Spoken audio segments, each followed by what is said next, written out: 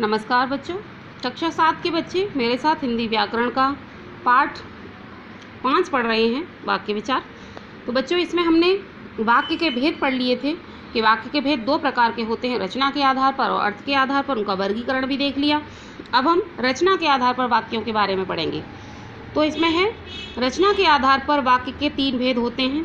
पहला है सरल वाक्य। जिस वाक्य में एक उद्देश्य और एक ही विधेय हो वह सरल या साधारण वाक्य कहलाता है। जैसे अनीता गीत गाती है, विश्वनाथन आनंद शतरंज खेलता है। तो यहाँ पर एक ही उद्देश्य है और एक ही यहाँ पर विधेय है। विश्वनाथन आनंद ये उद्देश्य है और शतरंज खेलता है ये विधेय है। यहाँ अनीता उद्देश्य है और गीत गाती है विधेय है। तो यहाँ एक ही उद्देश्य और एक ही विधेय है, इसलिए ये सरल वाक्य है। अगला है बच्चों संयुक्त वाक्य। 2 या 2 से अधिक साधारण वाक्य जब समुच्चयबोधक शब्द कौन से होते हैं? पर, किंतु, परंतु, और, तथा, या आदि। ये जो समुच्चयबोधक शब्द होते हैं इनसे जुड़े होते हैं तो वे संयुक्त वाक्य कहलाते हैं। जैसे मैंने तुम्हारी बहुत प्रतीक्षा की पर तुम नहीं आए। पर शब्द के साथ इन वाक्य को जोड़ दिया। अगला है रेलगाड़ी बहुत धीरे चल रही थी इसलिए मैं बहुत विलंब से पहुंचा। इसलिए शब्द के साथ दोनों वाक्यों को जोड़ दिया।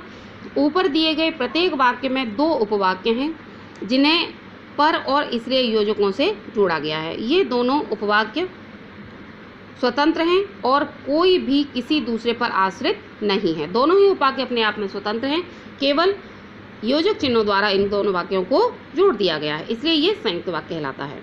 अगला है बच्चों मिश्रित वाक्य। जब किसी विषय पर पूरी तरह से विचार प्रकट करने के लिए कई साधारण वाक्यों को मिलाकर एक वाक्य की रचना की जाती है तब ऐसे वाक्य को मिश्रित वाक्य कहते हैं। इनमें एक वाक्य प्रधान होता है तथा अन्य वाक्य गौण या उस पर आश्रित होते हैं। जैसे मैं निश्चित रूप से कह सकता हूँ कि आज वह नहीं आएगा। जो परिश्रम करता है वह सफलता पाता है। मालूम होता है कि आज वर्षा होगी। बच्चों, इस वाक्य में बताया गया है कि मिश्र वाक्य में पहला वाक्य मुख्य होता है, प्रधान होता है और अन्य वाक्य इस वाक्य पर आश्रित होते हैं। तो जब एक वाक्य पर अन्य वाक्य आश्रित हो जाते हैं तो वहाँ पर मिश्रित वाक्य हो जाता है। जैसे इसमें स्पष्ट हो रहा है कि मैं निश्चित रूप से कह सकता हूँ, क्या कह सकता हूँ? कि आज वह नहीं आएगा। तो यहाँ पहला वाक्य इसमें पूरी तरह मुख्य है और दूसरा वाक्य इस पर आश्रित हो गया है। ऐसे ही अगला है जो परिश्रम करता है। परिश्रम करने वाले स्वतंत्र वाक्य है और इसको जोड़ दिया गया है। दूसरे वाक्य की निर्भरता इस पर आ गई है, इसलिए यहाँ पर ये भी आश्रित हो गया है और ये मिश्र वाक्य हो गया है। उपर्युक्त उदाहरणों में मुख्य तथा आश्रित वाक्य इस प्रकार हैं। अब इसमें मुख्य वाक्य आश्रित वाक्य किस तरह है ये देख लीजिएगा। मैं निश्चित रूप से कह सकता हूँ, ये मुख्य वाक्य हो गया। वह आज नहीं आएगा, ये आश्रित हो गया इसके ऊपर। वह सफलता पाता है, परिश्रम करता है, आश्रित वाक्य है। मालूम होता है आज वर्षा होगी, संभावना व्यक्त की जा रही है, ये मुख्य वाक्य है। मिश्रित वाक्यों में 2 या 2 से अधिक वाक्य के जो तथा अन्य समुच्चयबोधकों द्वारा जुड़े रहते हैं। अर्थात इसमें बताया गया कि जो इन मिश्रित वाक्यों में कुछ समुच्चयबोधक शब्दों द्वारा अन्य वाक्यों को जोड़ दिया जाता है और उनको दूसरे वाक्य पर आश्रित हो जाते हैं। अब आता है वाक्य परिवर्तन।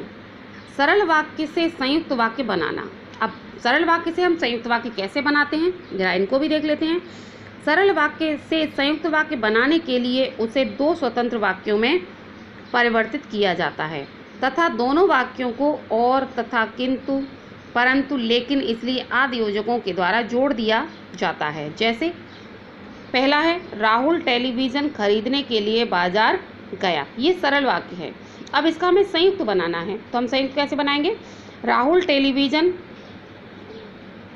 साइकिल खरीदेगा इसलिए वह बाजार गया।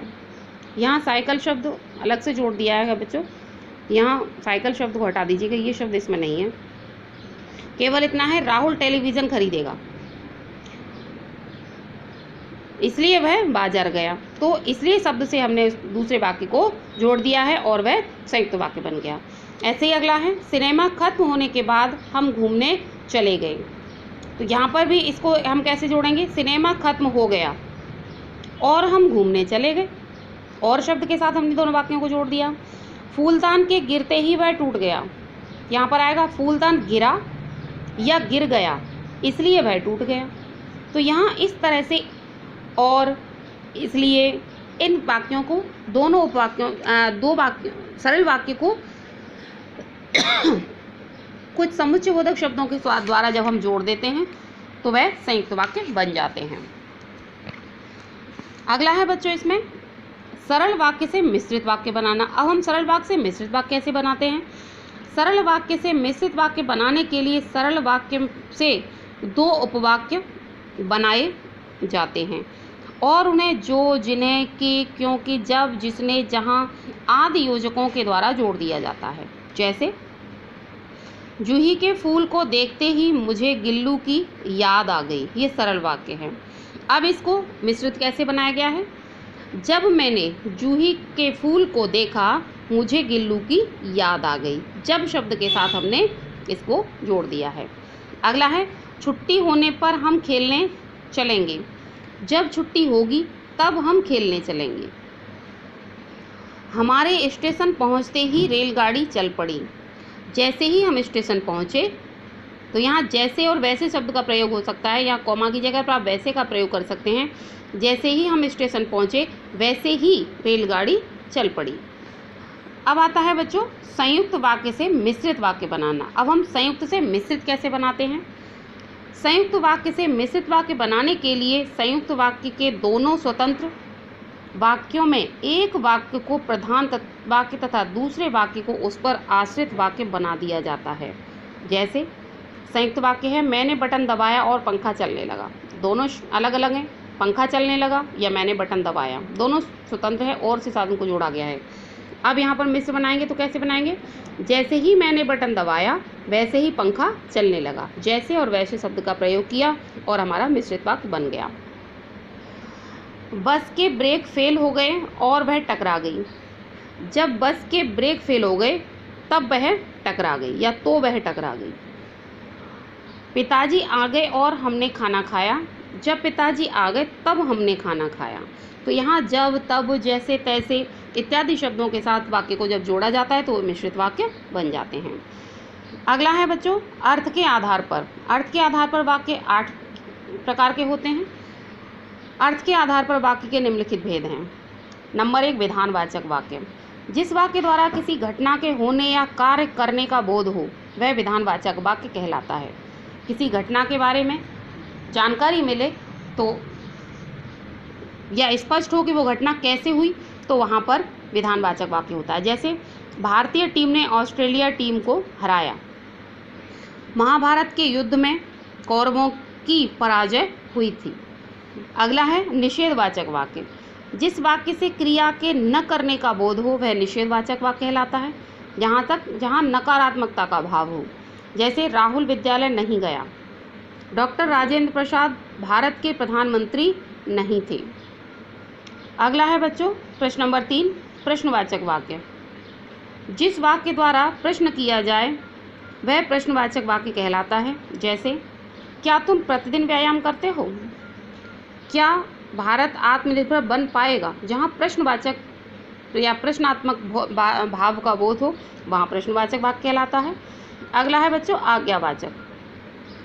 जिस वाक्य में आज्ञा, आदेश, अनुमति या अनुरोध का बोध हो वह आज्ञावाचक वाक्य कहलाता है। जहाँ किसी को आज्ञा दी जाए, कोई आदेश दिया जाए या किसी से निवेदन किया जाए वो आज्ञावाचक कहलाता है। जैसे अमिता तुम अपना काम करो, राजन धूप में बाहर मत जाओ।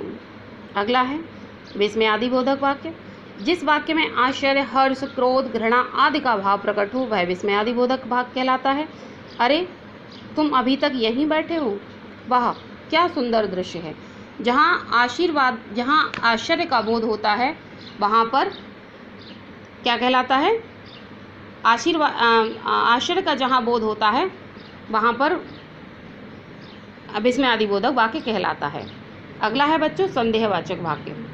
जिस वाक्य द्वारा संदेह या संभावना प्रकट हो वह संदेहवाचक वाक्य कहलाता है। जैसे शायद आज पिताजी वापस आ जाएं, संभावना व्यक्त की जा रही है। वह अभी हवाई अड्डा पहुंचा ही होगा। यहाँ भी संभावना व्यक्त की जा रही है। अगला है बच्चों इच्छावाचक वाक्य। जिस वाक्य द्वारा इच्छा, आशा, शुभकामना आदि अथवा आशीष प्रकट हो इच्छावाचक वाक्य कहलाता है। जैसे भगवान करे तुम सफल हो जाओ, अब तो भोजन मिलना चाहिए। इसके बाद अगला है बच्चों संकेतवाचक। जिस वाक्य के द्वारा अपेक्षा या संकेत प्रकट हो वह संकेतवाचक वाक्य कहलाता है। जैसे यदि तुम परिश्रम करते तो अवश्य सफल होते, या संदीप अच्छे अंक से उत्तीर्ण होते तो मुझे प्रसन्नता होती। तो यहाँ संकेत दिया जा रहा है, इसलिए यहाँ संकेतवाचक वाक्य है। बच्चों इसमें कुछ मुख्य बातें हैं, इनको भी दोहरा लीजिएगा। जैसे वह शब्द समूह जो किसी विचार को पूर्ण रूप से स्पष्ट कर दे वाक्य कहलाता है। ये वाक्य की परिभाषा है। वाक्य के दो अंग होते हैं, उद्देश्य तथा विधेय। वाक्य का कर्ता उद्देश्य होता है। उद्देश्य के द्वारा किसी किया गया कार्य विधेय कहलाता है। रचना के आधार पर वाक्य के 3 भेद होते हैं, सरल, संयुक्त और मिश्रित वाक्य। अर्थ के आधार पर वाक्य के 8 भेद होते हैं, विधानवाचक, निषेधवाचक, प्रश्नवाचक, आज्ञावाचक, विस्मयादिवाचक, संदेहवाचक, इच्छावाचक और संकेतवाचक। तो बच्चों ये पाठ आपका पूरा हो गया है। इसको आप एक बार फिर से दोहराइएगा। घर में रहिए, सुरक्षित रहिए, और जिन बच्चों की फ़ीस जमा नहीं हुई है विद्यालय में समय से ही अपनी फ़ीस जमा कराइए। धन्यवाद।